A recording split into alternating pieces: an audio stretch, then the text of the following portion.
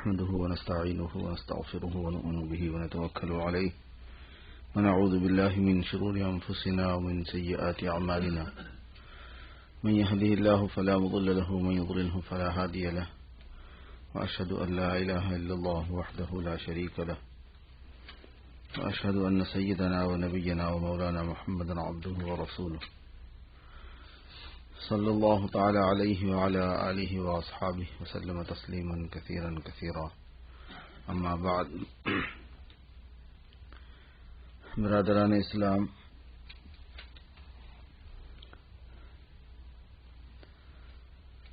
رمضان المبارک یہ انوارات کا مہینہ ہے اور اللہ تبارک و تعالی نے اس مہینے کی قدر کرنے کی مختلف شکلیں بتائی ہیں۔ ان سبھی تدبیروں سے انوارات کو حاصل کرنا ہے۔ بندے کا کام کوشش میں لگے رہنا ہے، اسباب اختیار کرنا ہے۔ یہ دنیا جیسے دنیا کے لیے دارالاسباب ہے، دنیا کے سامانوں کے لیے، دنیاوی ضروریات کے لیے، دنیاوی کامیابیوں کے لیے، دنیاوی ترقیوں کے لیے یہ دنیا دارالاسباب ہے۔ جو آدمی اسباب اختیار کرتا ہے اس کو یہ اسباب حاصل ہوتے ہیں۔ حتیٰ کہ یہ دنیا دارالاسباب ایسی ہے کہ ان دنیاوی امور کے لیے شریعت اور غیر شریعت کی بھی تقسیم نہیں ہے۔ غیر شرعی طریقے سے بھی ترقی کے اسباب اختیار کرے گا تو ترقی ہوگی، اللہ ناراض ہو جائیں گے، جہنم ملے گی، مگر دنیا دارالاسباب ہے۔ اس لیے یہاں کوئی گمراہی کے اسباب اختیار کرے گا تو گمراہی خوب ملے گی، گمراہی کی محنت کرے گا تو گمراہی پھیلے گی، بے حیائی کی دعوت دے گا، بے حیائی عام ہوگی، کفر اور شرک کی پھیلنے کی تدبیریں کرے گا تو کفر اور شرک بھی پھیلے گا۔ یہ دنیا دارالاسباب ہے۔ فرق اتنا ہے کہ مسلمان کو اس کی ذمہ داری دی گئی کہ دنیا کے لیے بھی اس اسباب کی دنیا میں جائز اسباب ہی اختیار کرنے ہوں گے، ناجائز اسباب اختیار نہیں کرنے ہوں گے۔ یہاں جائز چیز بھی کام کرتی ہے، ناجائز چیز بھی کام کرتی ہے، کیونکہ امتحان کہتے ہی اس کو ہیں کہ جس میں دونوں قسم کے احتمالات ہونا، دونوں مواقع رہنا، تبھی وہ امتحان ہے۔ کسی ایک چیز پر مجبور کیا جائے بندے کو تو پھر وہ امتحان نہیں ہوگا۔ دنیا کی ترقی چاہیے تو اس کی جائز اسباب بھی ہیں، ناجائز بھی ہیں۔ تعلیم چاہیے، جائز بھی ہیں، ناجائز بھی ہیں۔ کاروبار چاہیے، جائز بھی ہیں، ناجائز بھی ہیں۔ کھانے پینے کی چیزیں ہیں، جائز بھی ہیں، ناجائز بھی ہیں۔ انٹرٹینمنٹ اور مزے لینے کی چیزیں ہیں، جائز بھی ہیں، ناجائز بھی ہیں، دونوں بنی ہوئی ہیں اس دنیا کے اندر۔ مسلمان جو ہے تو وہ ان سارے کاموں میں پابند جس چیز کا ہے وہ جائز کا ہے۔ جیسے ایک حدیث شریف میں آتا ہے کہ آپ صلی اللہ علیہ وسلم نے فرمایا کہ مسلمان کی مثال اس گھوڑے کی سی ہے جس کے ساتھ رسی بندھی ہوئی ہو اور اس کے مالک نے ایک رسی کی ایک مقدار چھوڑ دی ہو اس کے ساتھ میں اور اس کو کھوٹے سے باندھ دیا ہو، اتنے دائرے میں وہ چر سکتا ہے۔ بعض گھوڑے وہ ہوتے ہیں جن کو چھوڑ دیا گیا ہے، یا ان کے لیے باؤنڈری وال بنائی گئی ہے، چھوڑا تو ان کو گیا ہے لیکن وہ باہر نہیں جا سکتے ایک حد سے۔ اور وہ مسلمان کی مثال ہے کہ اس کو ایک لمٹ دی گئی، کھانے میں، پینے میں، مزے کرنے میں، شادی بیاہ میں، خوشیوں میں، غم میں، راحت میں، ترقی میں، اسباب میں، ان سب چیزوں میں، مکان بنانے میں، سواریوں کے اندر، اچھی سواریوں میں، اچھے مکانات میں، اچھے پہننے میں، اچھے کھانے میں گنجائشیں ہیں۔ حضرت عثمان رضی اللہ تعالیٰ عنہ کے زمانے خلافت اصل اسی مضمون سے تعبیر ہے۔ اللہ تعالیٰ نے چاروں خلفاء سے 4 طرح کے کام لیے ہیں خاص، اسی وجہ سے خلفائے راشدین کہتے ہیں، اور اسی وجہ سے حضور نے فرمایا کہ علیکم بسنتی و سنت الخلفاء الراشدین، میرے طریقے پہ چلو اور خلفائے راشدین کے طریقے پہ چلو. کچھ کام ایسے ہیں جو حضور صلی اللہ علیہ وسلم نے نہیں کرنے طے کیے ہیں، خلفاء نے کرنے طے کیے ہیں اللہ تعالی کی طرف سے کہ یہ خلفاء آ کے کریں گے، ان کے تحت رہ کے کرنا ہے. اور ان سے کوئی نکلے گا تو ہدایت سے ہٹ جائے گا، ان سے کوئی نکلے گا وہ ہدایت سے ہٹ جائے گا، ہدایت پہ نہیں رہے گا. اہل سنت سے خارج ہے وہ بولے گا اپنے کو اہل سنت والجماعت پہ، لیکن وہ خارج ہوگا اہل سنت سے، کیونکہ اہل سنت پہ رہنے کی شرط ہے ما انا علیہ و اصحابی، جس پر میں اور میرے صحابہ ہیں اس پر ہونا ضروری ہے اہل سنت پہ ہونے کے لیے. تو اسی وجہ سے صحابہ کا اجماع جس چیز پر ہے، اتفاق جس چیز پر ہے، جیسے صحابہ کا اتفاق جو ہے وہ 20 تراویح پر ہے، جیسے صحابہ کا اتفاق جو ہے وہ جمعہ کے دن اذان ثانی پر ہے، 2 اذان ہوں گے جمعہ میں. جیسے صحابہ کا اتفاق جو ہے وہ 3 طلاقوں کے 3 ہونے پر ہے، سب صحابہ کا اتفاق ہے، کسی کا اختلاف نہیں ہے اس میں. اب جو اس سے الگ بات کرے گا وہ اہل سنت سے خارج ہو جائے گا، کیونکہ وہ تو جماعت صحابہ سے باہر جا رہا ہے، صحابہ سے ہٹ گیا وہ آدمی. تو خلفائے راشدین کے اندر حضرت عثمان غنی جو ہیں رضی اللہ عنہ وارضاہ، ان کی خلافت کے اندر جو واقعات پیش آئے وہ دراصل شرعی توسعات کو بتانے کے لیے ہیں کہ کہاں تک گنجائش ہے آگے بڑھنے کی. اسی لیے پختہ مکانات جو ہیں وہ حضرت عثمان کے زمانے میں بنے. حضرت عمر تو کسی کو پکا مکان بنانے نہیں دیتے تھے، ایک سواری سے زیادہ دوسری سواری پہ بیٹھنے نہیں دیتے تھے. حتیٰ کہ کوئی آدمی گورنر بننے سے پہلے اونٹ پہ بیٹھتا تھا، گھوڑے پہ نہیں بیٹھتا تھا، تو گورنر بننے کے بعد اس کو زندگی بھر کبھی گھوڑے پہ بیٹھنے نہیں دیا انہوں نے. یعنی کہ جس نہج پہ حضور نے چھوڑا تھا دنیا میں آنے کے بعد، دنیاوی اسباب کے بعد، وہ نہج نہیں بدلنے دوں گا. منہاج نبوت، مزاج نبوت، ایک ہوتے ہیں حدود شریعت اور ایک ہوتا ہے مزاج شریعت. شریعت پسند کس چیز کو کرتی ہے، ایک یہ کہ گنجائش کہاں تک ہے. تو جب عثمان غنی رضی اللہ تعالیٰ عنہ کا زمانہ آیا تو اس میں توسعات دکھائی گئی تھوڑی سی کہ یہاں تک لمٹ ہے، یہاں تک گنجائش ہے، مکان یہاں تک ایسا بھی بنا سکتے ہیں. مسجد نبوی یہاں تک توسیع، مسجد نبوی کی گنجائش بتائی گئی، اس کو پتھروں سے بنایا گیا، اس کو توسیع کی گئی. پہلے کہاں تھا، چھپروں میں تھا. سواریوں کے اندر، کھانے پینے کے اندر، رہنے سہنے کے اندر. تو خیر یہ بات اس پر مجھے یاد آ گئی کہ یہ دنیا دارالاسباب ہے، دنیا کے اعتبار سے بھی سامان کے اندر.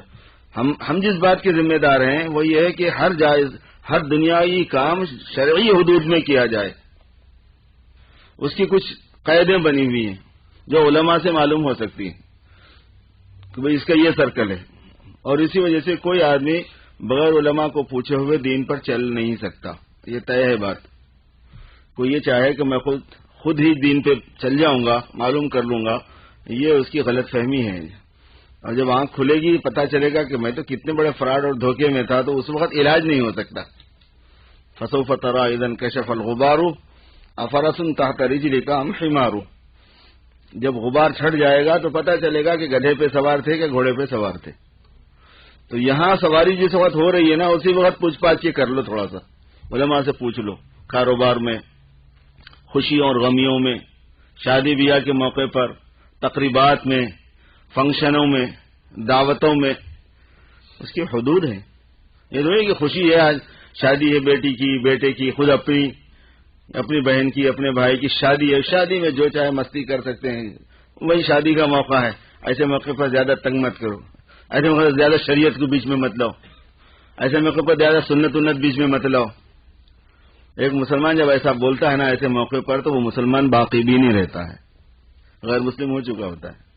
اتنی سخت بات ہے یہ، کیونکہ اس نے اسلام کو یہ سمجھا کہ وہ صرف خاص کچھ عبادتوں کا نام ہے. ویسی بات نہیں ہے، اسلام تو بندگی کا نام ہے. اللہ رب العالمین کے لیے مسلم ہو جانا، سرفگندہ ہو جانا، گردن جھکا دینا کہ ٹھیک ہے صاحب بندگی کریں گے، اپنی نہیں چلائیں گے.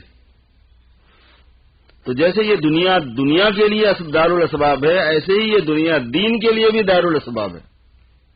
سبب اختیار کریں گے تو دین ہے ملے گا، سبب اختیار نہیں کریں گے تو دین نہیں ملے گا. اب اپنے بچوں کی تعلیم و تربیت کا سبب اختیار نہ کریں، اس کے بعد یہ ایکسپیکٹیشن ہو کہ وہ بہت اچھے ہوں گے کیونکہ وہ تو میری اولاد ہے. بعض لوگوں کو یہ بڑا گمان ہے کہ پوری دنیا گمراہ ہو سکتی ہے، میرا نطفہ گمراہ نہیں ہو سکتا. ارے وہ تو میری اولاد ہے، وہ تو کبھی برائی جانتے ہی نہیں صاحب، وہ کبھی جھوٹ بولنا ہے. تمہارا بچہ جھوٹ بولا بلکہ اسکول میں شکایت آتی ہے، میرا بچہ بول ہی نہیں سکتا. سارے مدرسے کے مولدابہ بول سکتے ہیں، پوری اسکول کی ٹیچریں بول سکتی ہیں، نہیں میرا بچہ نہیں بول سکتا. میرا بچہ غلطی کیسے کر سکتا ہے؟ آپ نے سبب اختیار نہیں کیا ہوا ہے اور غلطی کیسے نہیں ہوگی اس سے؟ تو یہ دنیا دارالاسباب ہے. دین کے اعتبار سے بھی اگر بچے آپ دیندار چاہتے ہیں تو ان کو دیندار والے اسباب اختیار کرنے پڑیں گے. اگر دنیا میں دین چاہیے تو دین کے اسباب اختیار کرنے پڑیں گے. یہ جماعت والے پھر رہے ادھر سے ادھر، ادھر سے ادھر، بیچارے مہینوں مہینوں لگاتے رہتے ہیں. کاہے کے لیے؟ اور کاہے کے لیے جماعت میں جانے کی ترغیب دی جاتی ہے، اور کاہے کے لیے جماعت کے کام کی ترغیب دی جاتی ہے؟ گھروں میں بھی، گھروں کے اندر بھی تعلیم کے حلقے ہوں، عورتوں کے اندر بھی ہو، یوتھ میں بھی تبلیغ کا کام ہو، بڈھوں میں بھی ہو، بڑی عمر کے جو لوگ ہیں ان کو بھی ضرورت ہے. ہمارے پاس کہاں اتنا زیادہ دین ہے؟ کوئی بھی آدمی اپنے دین کا امتحان نہیں دے سکتا بڑھاپے میں آ کر بھی. آپ اندازہ لگا لو کس قدر کمزور ہیں ہم لوگ. اپنے کو چھوڑ نہیں سکتا عالم کے سامنے کہ ٹھیک ہے میرا ٹیسٹ لے لو، میں پورا اچھا نکلوں گا. کوئی بھی اس اعتماد میں نہیں ہے. نہ نمازیں صحیح ہیں، نمازوں کی دعائیں صحیح نہیں ہیں تو دین تو اور بہت آگے اور بہت ہے.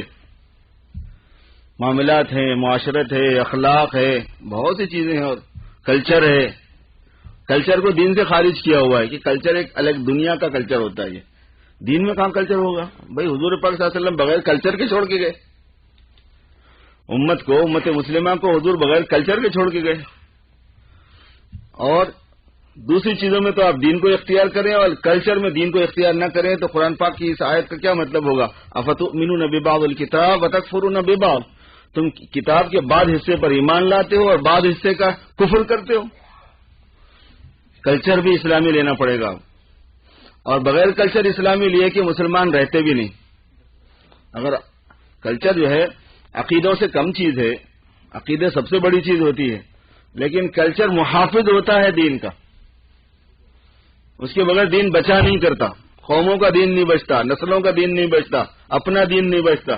جو لوگ اپنا کلچر غیر اسلامی اختیار کر لیتے ہیں وہ اپنے کو غیر مسلم بنانے پہ راضی کر چکے ہوتے ہیں، اپنی نسلوں کو غیر مسلم بنانے پہ راضی کر چکے ہوتے ہیں. غیر مسلم بنانے پہ راضی ہے تو بحث ہی نہیں ہے، آپ سے گفتگو ہی نہیں ہے. اس آدمی سے گفتگو نہیں ہے جو اپنے اولاد کو غیر مسلم بنانے پہ راضی ہے. گفتگو اس سے ہے جو یہ چاہتا ہے کہ نہیں بھائی میں مسلمان جیوں گا مروں گا، میری اولاد مسلمان جیے گی مسلمان مرے گی. اس کے تو بھائی سب چیزوں میں اسلام پہ آنا پڑے گا. تو یہ دنیا دارالاسباب ہے. اس دنیا دارالاسباب میں دین کے لیے بھی آپ کو سبب مجھے اور آپ کو سبب اختیار کرنا پڑے گا. دین کی محنت کیا ہے؟ دین کے زندگیوں میں آنے کا سبب ہے. دین کے لیے جان و مال کا قربان کرنا کیا ہے؟ دین کے دنیا میں آنے کا سبب ہے.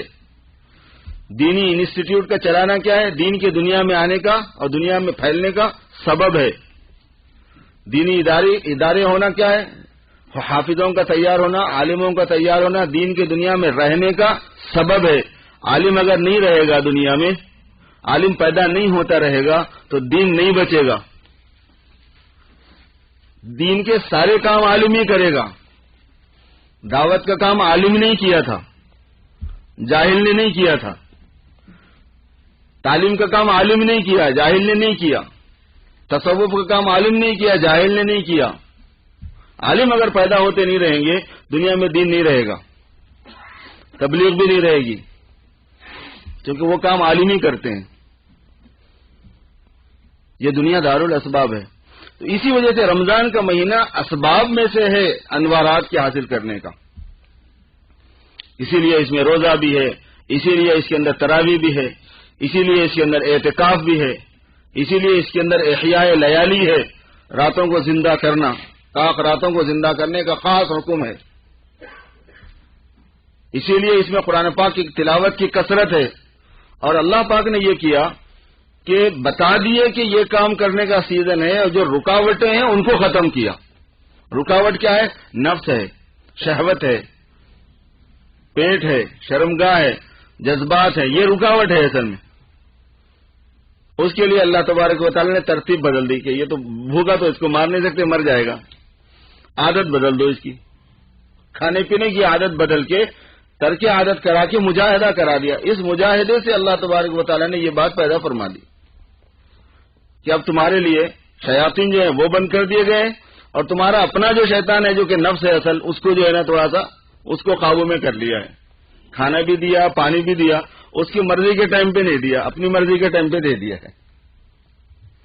حالانکہ زیادہ کھلا دیا، زیادہ پلا دیا، زیادہ کھلا دیا. مقدار اور کوانٹٹی کے اعتبار سے دیکھیں گے تو وہ جو دن بھر کھاتے پیتے ہیں اس سے زیادہ ہی ہوتا ہے کام اکثر، الا ماشاء اللہ ایکسپشن تو سب میں ہے، کوئی ہوگا جو نہیں کھاتا ہے. ورنہ تو افطار کو سحر کو ملا کے بقول حضرت شیخ الحدیث مولانا زکریا صاحب رحمۃ اللہ علیہ کے کہ مغرب میں فکر ہوتی ہے تلافی مافات کی اور سحر میں فکر ہوتی ہے حفظ ما تقدم کی. مغرب میں فکر ہوتی ہے کہ بھئی فوت بہت کچھ ہو چکا ہے، مس بہت کر چکا ہوں دن تمام، لہذا اس کو کچھ کور کرو. اور سحر میں فکر ہوتی ہے حفظ ما تقدم کی کہ بہت کچھ مس کرنا ہے اسے کچھ کر لو. اور سحری اور افطار میں ملا کہ رزق بڑھ جاتا ہے آدمی کا اور ملتا بھی بہت ہے. کچھ حالات ہی ایسے ہوتے ہیں، گھر میں بھی کچھ ذہن بنتا ہے، کچھ باہر بھی، کچھ دعوتیں بھی، کچھ مسجدوں کے اندر بھی ماشاءاللہ لوگوں کو افطاری کرانے کا جذبہ ہوتا ہے اور فضیلت بیان کی گئی ہے حدیثوں میں. فرمایا گیا کہ تم خوب سحری افطار کراؤ، لوگوں کو کھانا کھلاؤ. صحابہ نے کہا کہ ہم سب نہیں کھلا سکتے، اتنا پیسہ ہمارے پاس نہیں ہے. تو آپ نے ترغیب دی کہ کھجور دے دیا کرو، دودھ پلا دیا کرو، پانی پلا دیا کرو. ایک مسلمان کو ایک گلاس پانی خالی دینے کا ثواب کیا ہے پتہ ہے؟ لوگوں کو اندازہ نہیں ہے. ایک مسلمان کو ایک گلاس پانی یوں ہی دے دینے کا، جس کو ضرورت ہے، پانی کی ضرورت ہے. جیسے ہمارے پاس تراویح میں پانی بانٹتے رہتے ہیں چھوٹے چھوٹے بچے، یہ پانی چاہیے پانی چاہیے، حالانکہ پانی رکھا ہوا ہے. اس کا ثواب ایک غلام آزاد کرنے کے برابر ثواب ہے. تو پھر روزہ کھلا دینا، افطار کرا دینا.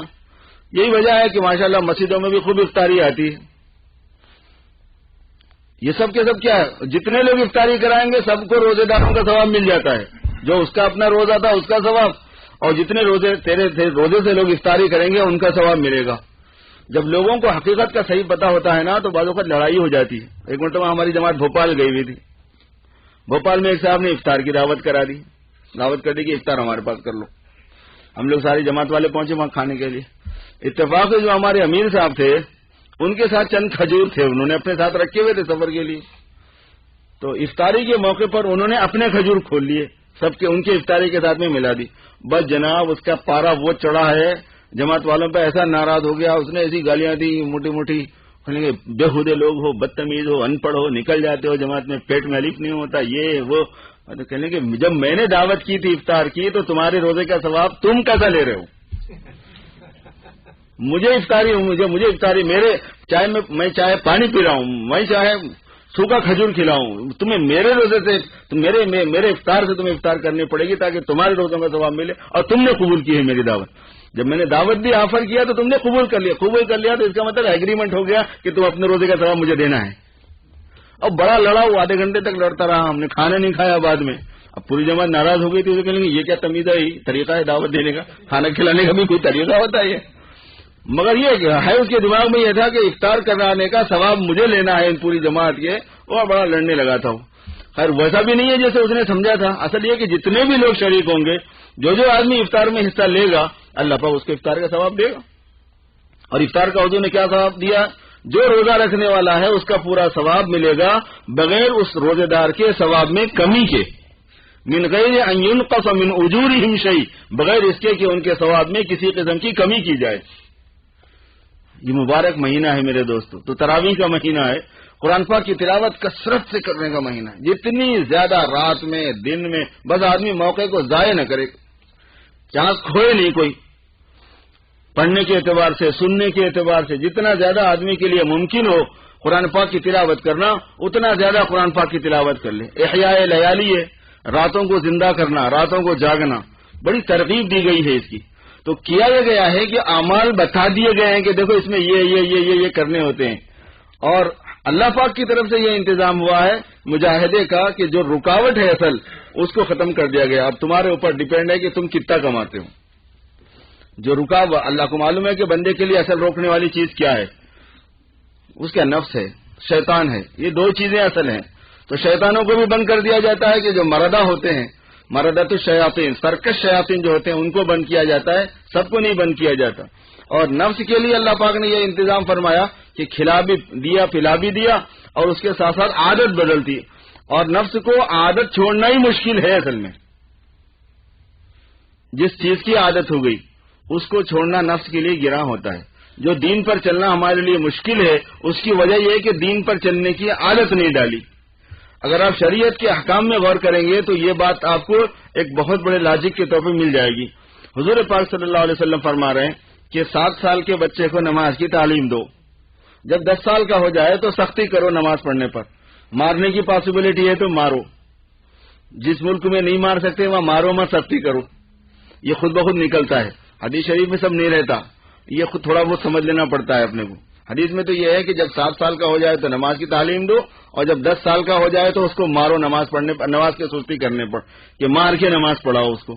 ظاہر ہے کہ جس ملک کے اندر اگر آپ 10 سال کے بچے کو مار کے نماز پڑھانے کو جائیں گے اور وہ غصے میں آ کے اس نے پولیس کو کال کر دیا تو وہ تو مسجد جائے گا نماز پڑھنے، آپ جیل جائیں گے نماز پڑھنے.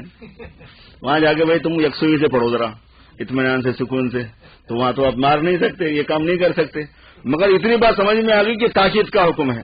تو یہ جو 7 سال پہلے تاکید ہے، نماز فرض ہوتی ہے 14 سال میں عموماً. بالغ جب ہوگا عموماً 13-14 سال میں بچے بالغ ہوتے ہیں. کیوں؟ عادت ڈالنا ہے. اگر عادت پڑ گئی تو یہ نمازی بنے گا، اگر عادت نہیں پڑے گی تو نمازی نہیں بنے گا. پھر دین کے سارے کاموں کی عادت ہے، سنتوں کی عادت ڈالنی ہوتی ہے. جتنے کام ہمیں کرنے ہیں اس کے 2 رخ ہیں. ایک طریقہ حضور کے بتائے ہوئے طریقے کے مطابق کرنا، وہی سنت ہے، اور ایک حضور کے بتائے ہوئے طریقے کے خلاف اس کام کو کر لینا، وہی سنت کے خلاف ہے. کام کرنے کو منع نہیں کیا جائے گا. اسلام فطرت کا دین ہے، تو وہ جس چیز کی ضرورت انسان کو ہے اس کو روکا نہیں جائے گا. پرابلم جہاں آتی ہے وہ یہ کہ ہم نے خلاف سنت طریقے پر کام کرنے کی عادت ڈالی ہوئی ہے بچپن سے. گھر میں ماحول نہیں تھا، تعلیم میں ماحول نہیں تھا، اسکول میں ماحول نہیں تھا، کالج میں ماحول نہیں تھا. پڑھے لکھے ہو گئے لیکن جہالت میں کوئی فرق نہیں آیا، جہالت کم نہیں ہوئی کسی قسم کی، بلکہ بڑھ گئی، عادت بگڑ گئی. اب پوری عادت بدلنا، سنت کے مطابق عادت ہو جانا ہر چیز کی، کھانے میں بھی، پہننے میں بھی، سونے میں بھی، اٹھنے بیٹھنے میں بھی، چلنے پھرنے میں بھی، بات چیت کے اندر بھی، ساری چیزوں کے اندر سنت کے مطابق عادت ڈالنا اصل ہے. اسی لیے جماعت میں ایک خاصا وقت لگانے کی جو ترغیب دی جاتی ہے کہ کنٹینیو 4 مہینے کا وقت لگے عادت بدلنے کے لیے. مسلسل نماز پڑھنے کی عادت نہیں تھی، مسجد میں مسلسل آپ نماز پڑھو گے عادت ہو جائے گی. بقول بزرگوں کے سر پہ نماز، سر پہ اقامت، کہاں جائے گا آدمی؟ مسجد میں ٹھہرتے ہیں جماعت والے، اذان بھی وہاں ہوتی ہے، اقامت بھی ہوتی ہے، تو نماز کے وقت تھوڑی باہر جا سکتے. نہیں مجھے خصوصی ملاقات میں جانا ہے، ذرا عمومی ملاقات میں جانا ہے، قابو میں تھوڑی جائے گا. سر پہ نماز، سر پہ اقامت ہے، نماز پڑھنی پڑے گی. ایسے سنت کے مطابق سونا، سنت کے مطابق کھانا، سنت کے مطابق رہنا، یہ اسباب کی دنیا ہے. تو اس میں یہ اسباب ہے، میں عرض کر رہا ہوں کہ سنت کی عادت ڈالنی پڑے گی، فرائض کی عادت ڈالنی پڑے گی، کمانے کی عادت ڈالنی پڑے گی، دین کو کمانے کی عادت ڈالنی پڑے گی. جو رمضان کا مبارک مہینہ اصل میں عادت کے خلاف کروا کے کام میں لگوانا ہے. کھانے پینے سے نہیں روکا بلکہ بڑھا دیا. شہر یزاد فیہ رزق المومن، یہ وہ مبارک مہینہ ہے کہ جس میں مومن کی روزی کو بڑھایا جاتا ہے. گزشتہ ایک مرتبہ رمضان میں اسی موضوع پہ میں بات کر رہا تھا، ایک بات ذہن میں آئی تھی، لوگوں کو تو بڑی اچھی لگی. خدا کرے کہ حقیقت بھی ایسی، اللہ پاک قبول فرمائے.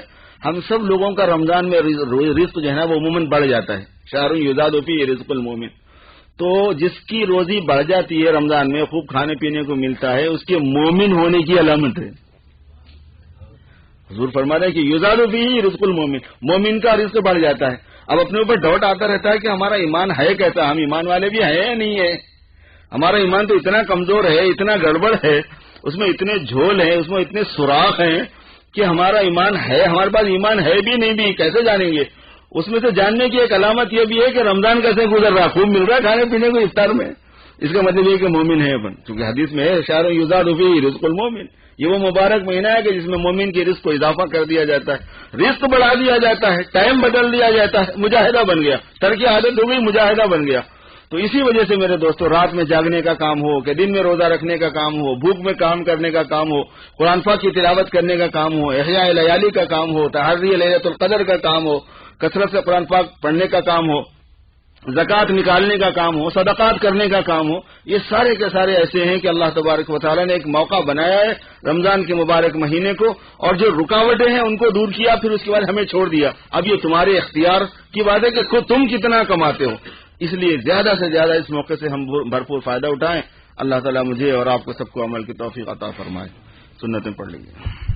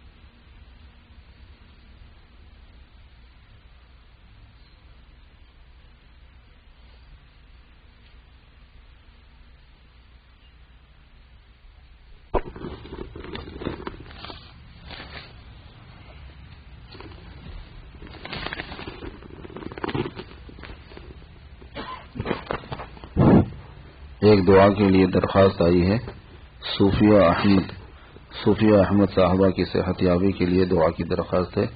اللہ تعالیٰ ان کو صحت عطا فرمائے، شفا نصیب فرمائے، کاملہ